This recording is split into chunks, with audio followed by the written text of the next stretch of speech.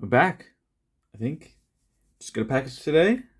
Some returns. Just a 12 card express that I sent off from a little English collection that I bought. So we got here. I'll probably do my best to try and show some close ups with the light just to show. What is it? I don't know. Okay, that's on the case. That's good. But I know, I just want to show like the conditions of cards, like what grade, what card justifies what grade. So Lapras 9, got that 8.5 surface. So just going to assume we're going to have a little bit of scratches around this border here. Maybe some back print lines or back surface where I can see a little bit of something there. It's not too bad. Generally, they're pretty spot on. At least with my own grades. CGC is usually within the same, like if I think it's an 8, it might be like a 7.5 or an 8.5. Within 0.5 usually. But I've been grading for a while now, like 3 or 4 years, so I have a general idea of what to look for. I think on this card here you can see just a little. A lot of people don't know these things exist, but there's always print lines on the back of cards. It's just a print line that goes across the back here.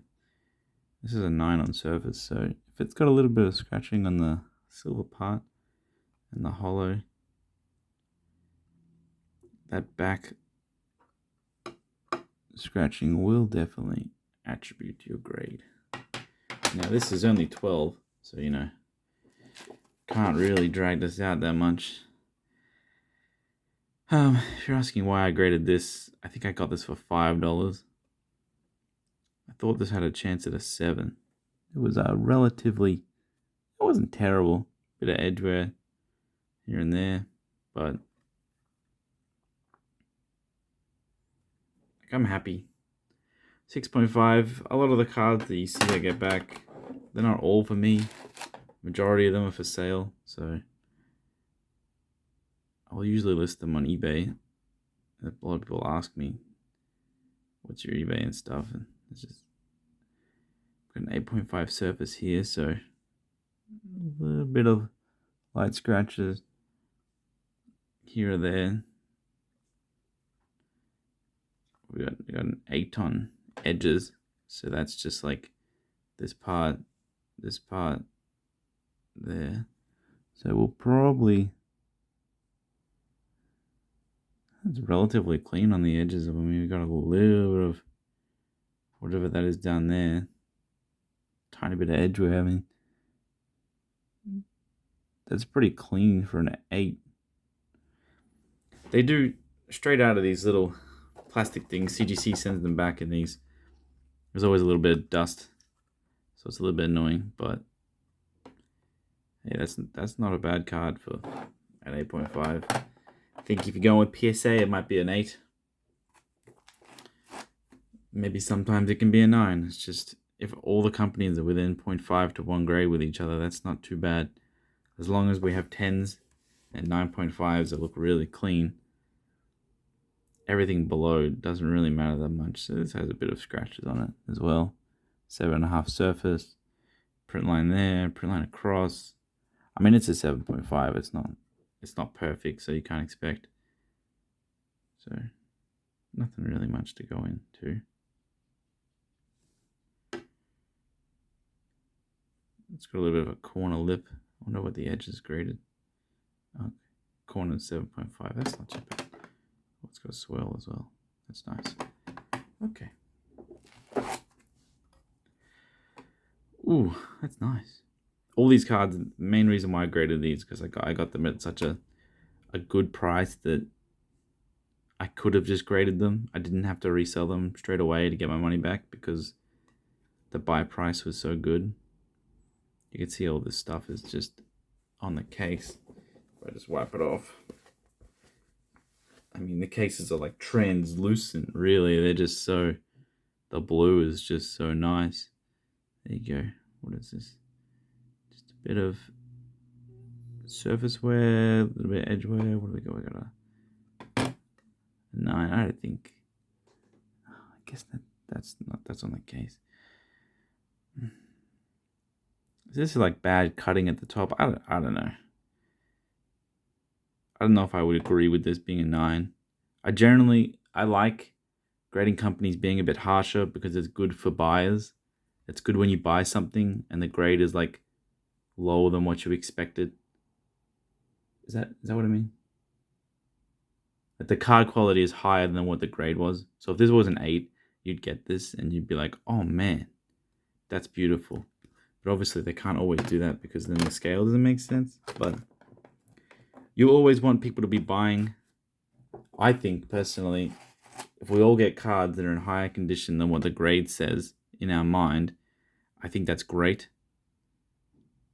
I think high levels of accuracy is just really good. So another EX card.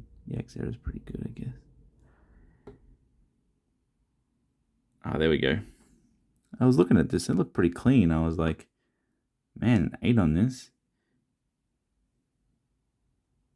Things I can see out that are outstanding is just scratch on that border there. Scratch on the border down here. You can barely see it.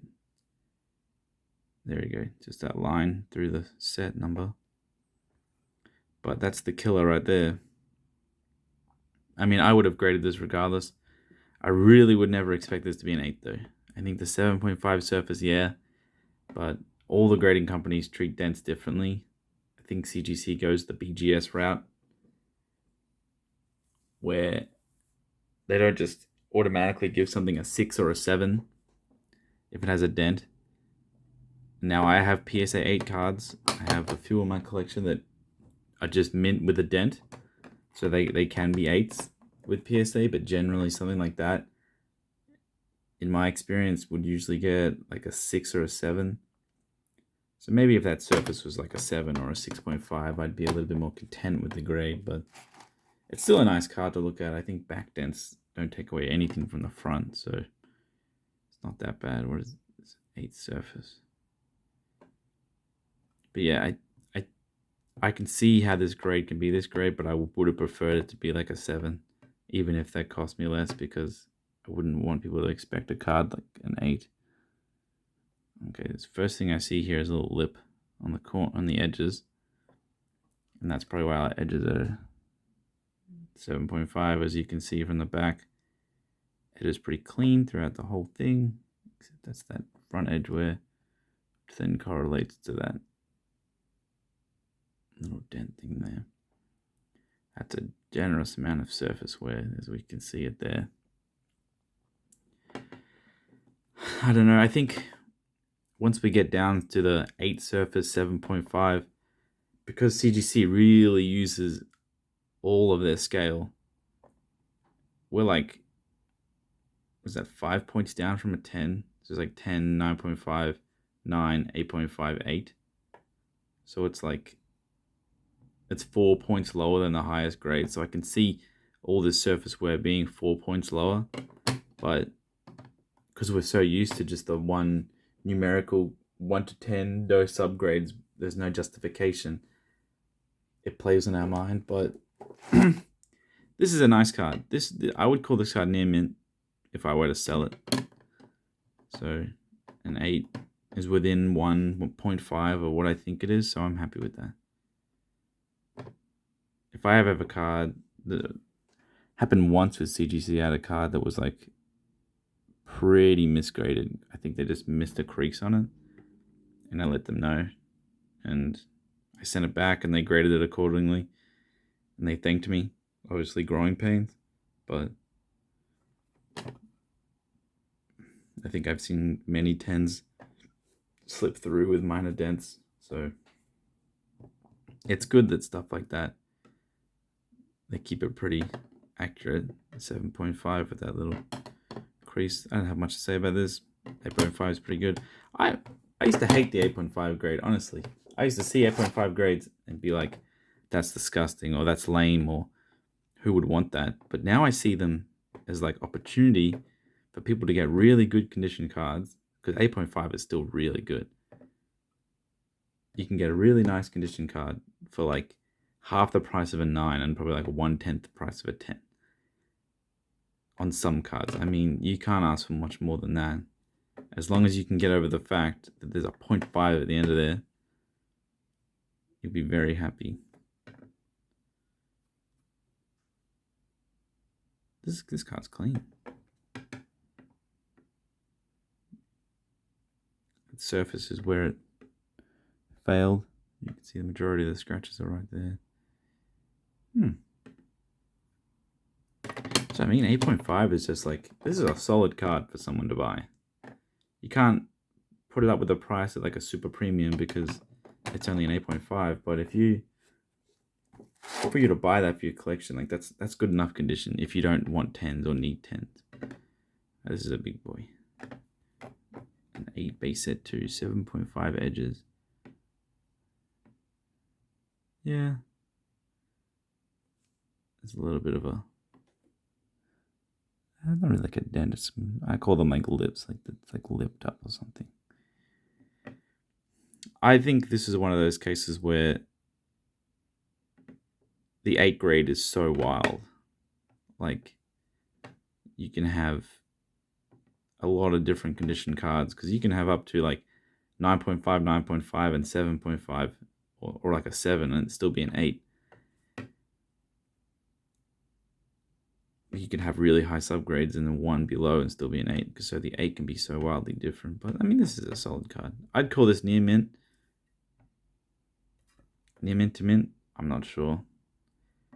But I'd probably grade this at like a 7 for myself. So if the professionals call it an 8, maybe I'm too harsh. But, the best for last. So this is when we'll start to see that scale really. Sorry, I'm just going to wipe this down. The scale really ramp up. Is that from me wiping it? Or is that just the hollow pattern? Wow, that's nuts. And that is clean. We've got 9.5 on surface, so we shouldn't expect to see almost anything really. Maybe very, very few faint scratches. I see something down there. This doesn't really look like a scratch. It's more of like a print thing.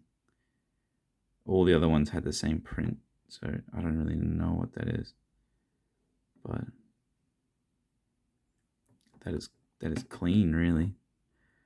I hope I can do some PSA return videos. I got 31, 32 submissions there since like June, July. 32 submissions of like 100 cards each. And they're slow. They're really struggling. So I'd like to be able to compare PSA to CGC now that CGC is open, but I can't because I don't have any cards. The last express submission, I got 20 out of 20 PSA 10s on some Japanese modern cards, so I can't really use that as a thing. But yeah, that's it. That's a return. Sorry for the long video. Stick around. I'll probably post all my returns and all my mail days because I want to go back to have a look at them. I think that stuff's really cool. But thanks for everything.